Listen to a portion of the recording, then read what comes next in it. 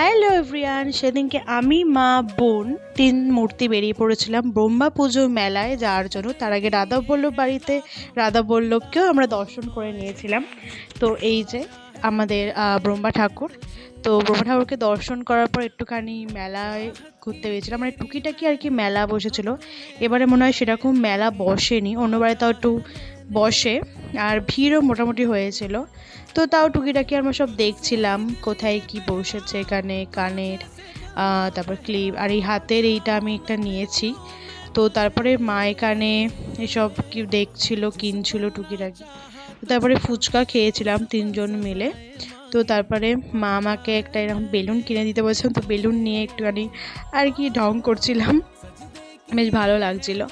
আর এখানে এই যে ছোট ছোট সব বাসনগুলো দেখে এসে ছোটোবেলার কথা মনে পড়ে গেলো। এগুলো নিয়ে আমরা কত খেলেছি, কি ভালো যে লাগে। তো তারপরে এখানে মা কিনছিল হচ্ছে কাপ, মানে মেলায় যাবে আর কাপ কিনবে না, এটাও মায়ের হতেই পারে না। তো এই যে একজনকে দেখে নিন। আর এখানে একটু আমি আরেকবার ঢং করে নিলাম। তো তারপরে লাস্টে বোন আর কি রেগে গেছিলো, বোনকে একটা জিনিস দেওয়া হয়নি, পেন্সিল বক্স চাইছো, তোকে মা কিনে দেয়নি। তো সেই জন্যে আর কি বোনের এত রাগ হয়েছে যে ও একা একা আগে আগে যাচ্ছিলো আর আমি আর মা হাসছিলাম। পরে আবার গিয়ে বাপির সাথেও কিনে এনেছিল।